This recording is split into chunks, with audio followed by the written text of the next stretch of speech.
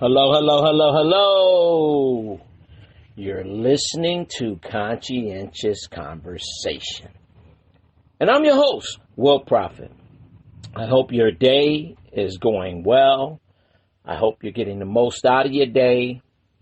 I hope you are living up to the goals that you set out to accomplish today. So I want to talk to you about,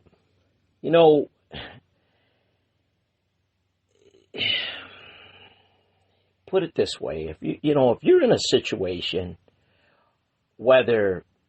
regardless of where you might be, if it's at work or if you're in a situation where you feel, and you got to make sure that you're not in your feelings, okay? I want you to make sure you're not in your feelings, but if you're in a situation where you're not appreciated, where not just you're not appreciated, but the appreciation of you is not celebrated, you really need to get out of that situation. Okay, that's just it. You really need to get out of that situation. Whether that is happening in your personal life, in your business life, in your professional life,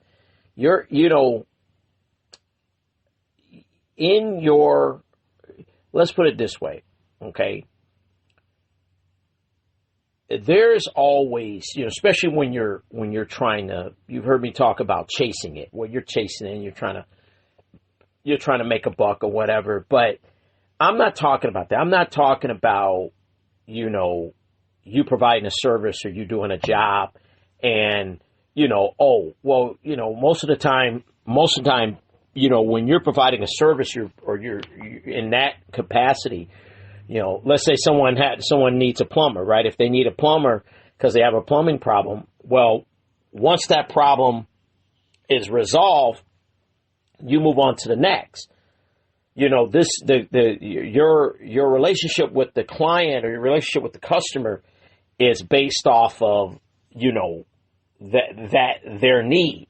Okay, what I'm talking about is mostly if you're somewhere where you're not appreciated, you're not celebrated, meaning that whether it's a job or whether it's a relationship, whether, let's say you're always the one, right? You're always the one. You go out with your friends and you're always the one, right? You're always the one that is, they expect, right? They've come to expect that you're going to do this or you're going to do that. Or they come to rely on that. You know what I'm saying? Oh, you've done it, 10 times before. Sometimes what has a tendency to transpire is that your people have this expectation of expecting from you.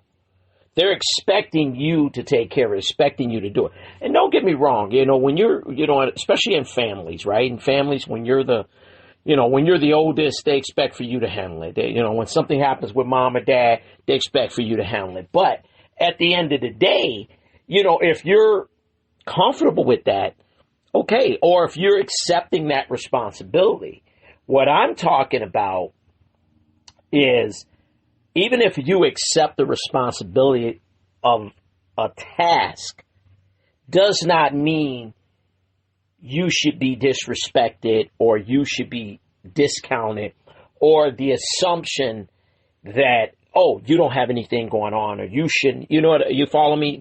Or you should do it because we expect you to do it, or you should do it because you're the oldest. Sometimes it's okay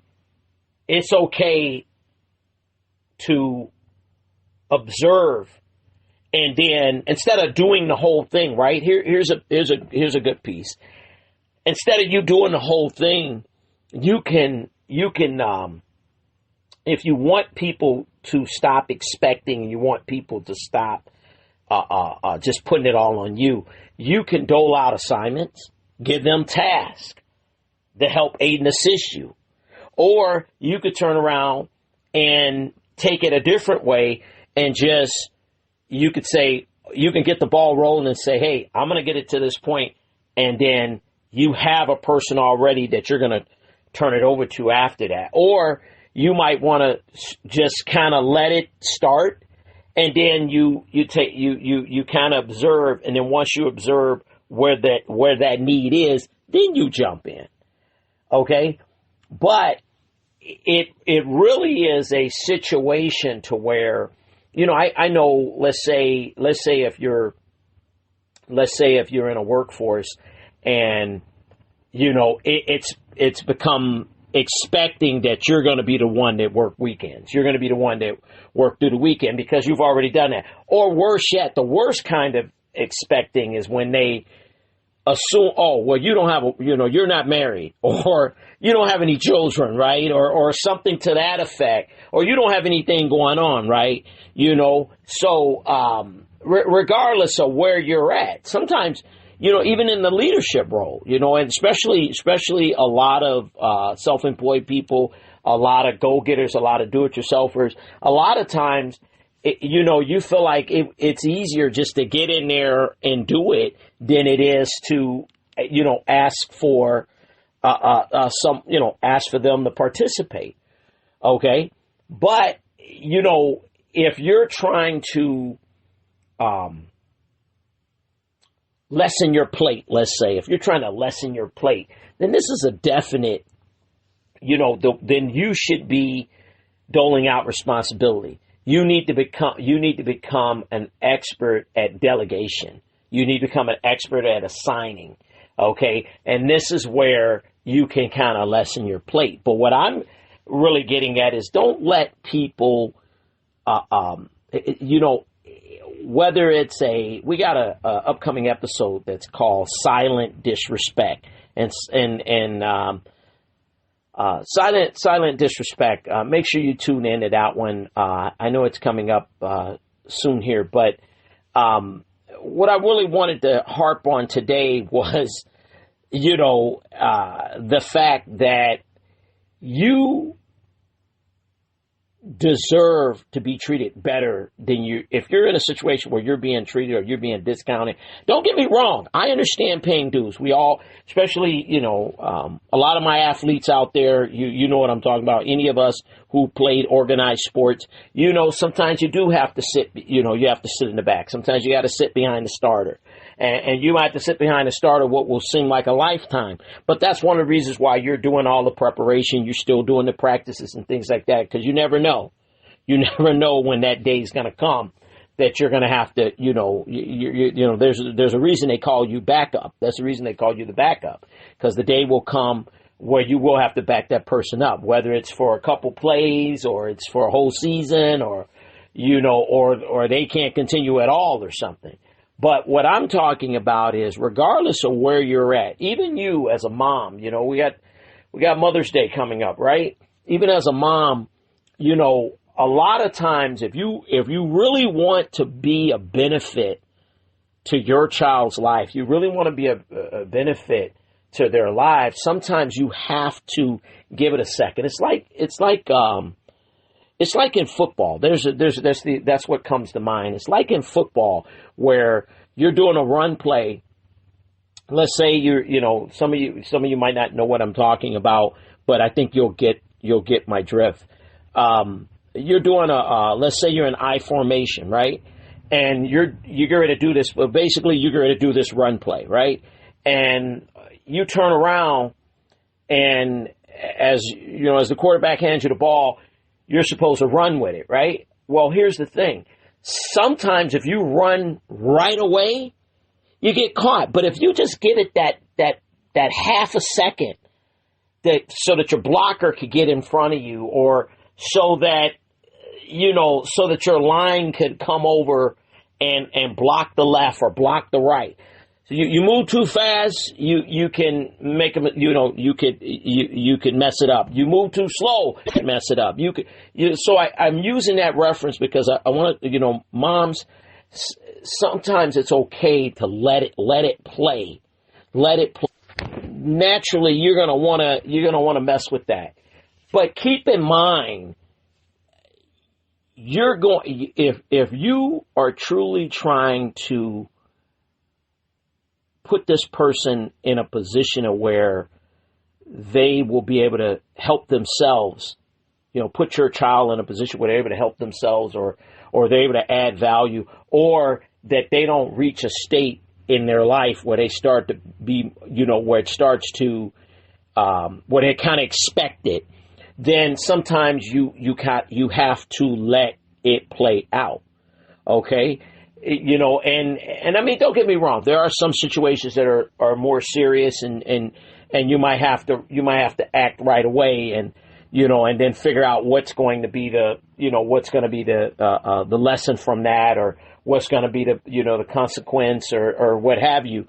There's a colleague of mine that, his daughter and her, she had just got married, and his daughter and her new husband, they had got a house together. They got a house, and obviously, they had a couple children, and they had this house. And what happened was the first year was, the first year, I mean, they made their mortgage payment, late here and there.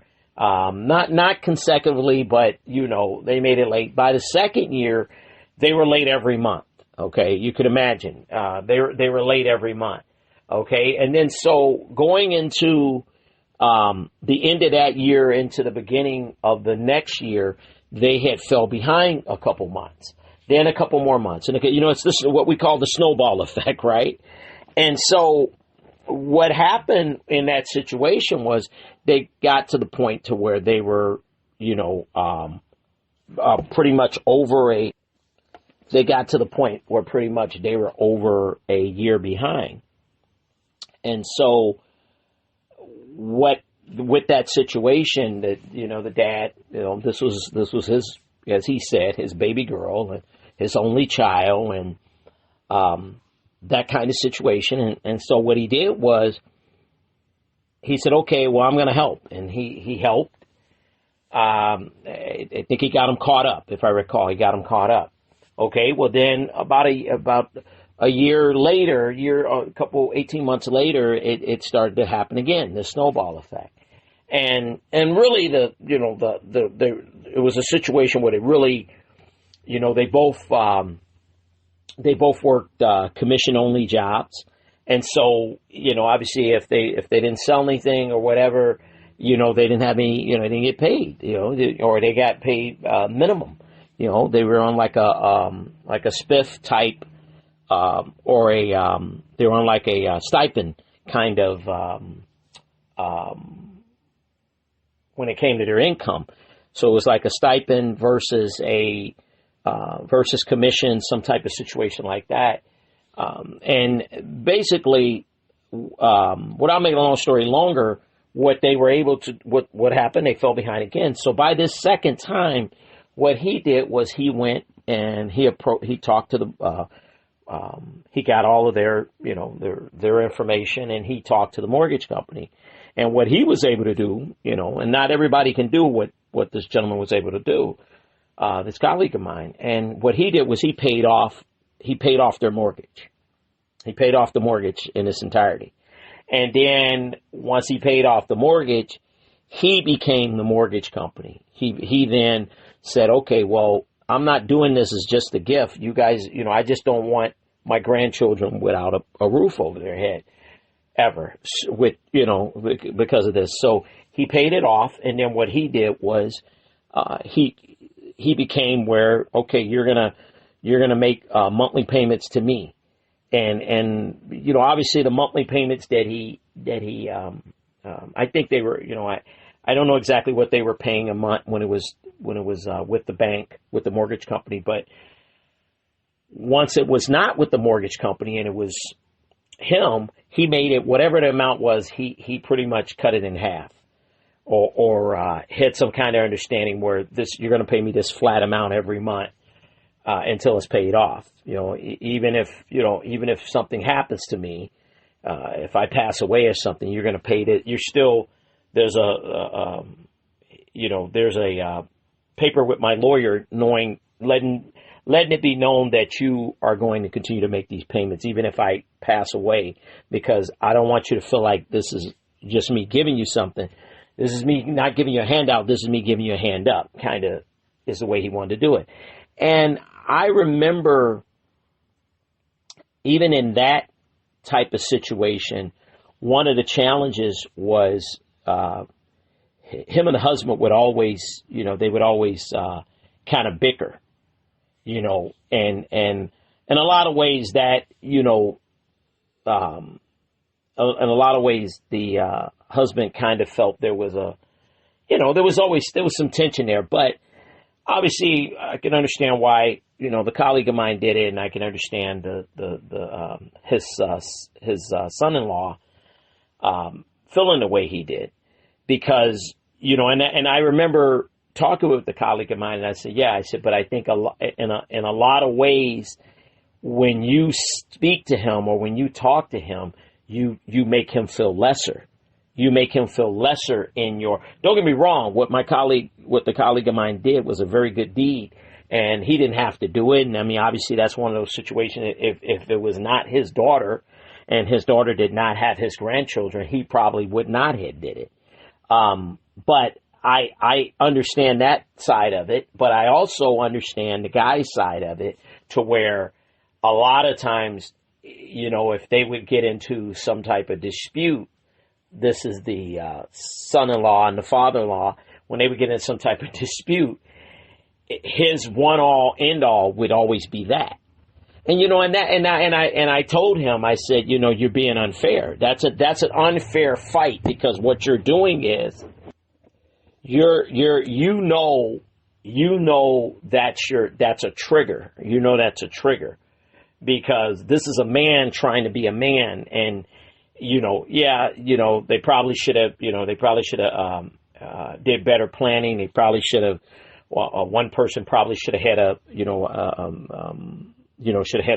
job that was more, not so much predicated on their efforts, as far as being a salesperson. I mean, some people sales is something you have to choose. You have to choose it. Okay. Just like acting or something like that. You want to be an actor, or you want to be, most sales is let's just say it this way. Sales is a profession within itself. I don't care what it is I don't care what you might be selling. That's a profession within itself.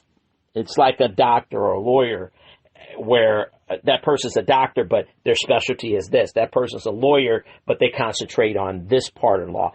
Or that person's a plumber, but they might only want to install hot water heaters, or they might only want to, they might only want to deal with leaks.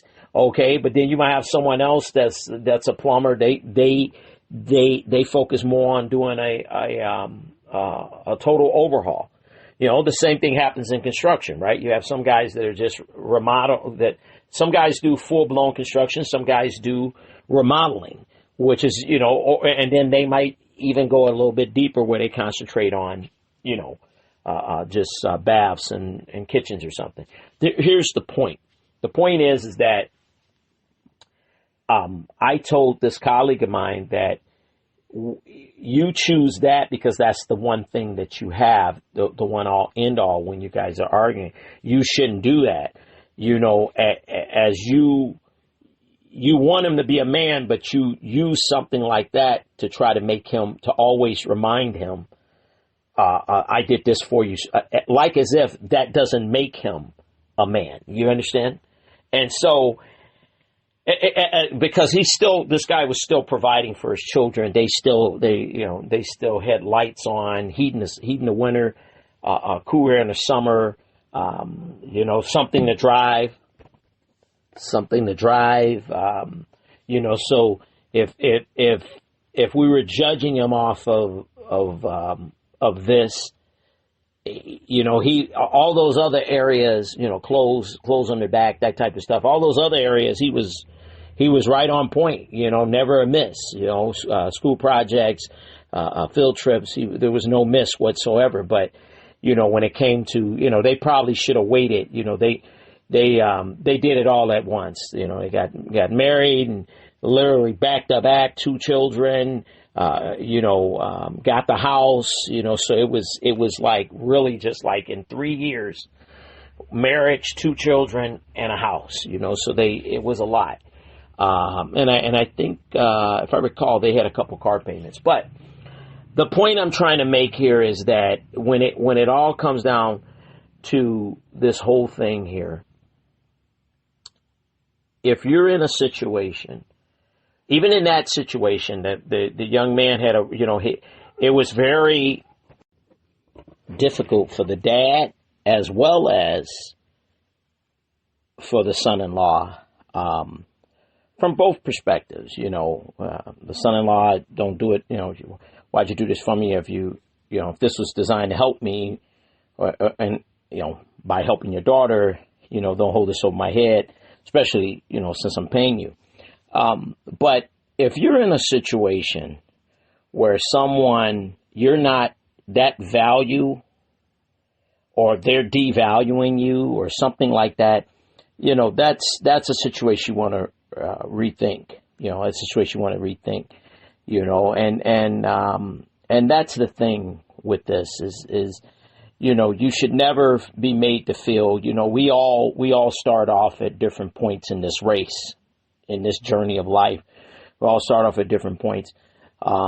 Regardless of financial means or whether you worked hard, you built something from the ground up, or you inherited something or whatever. We all start off at different places, and life has shown us just because you start off in one place doesn't mean that you're going to end up in another. There's been plenty of people that started off with the financial means, and then now today they're nowhere near that.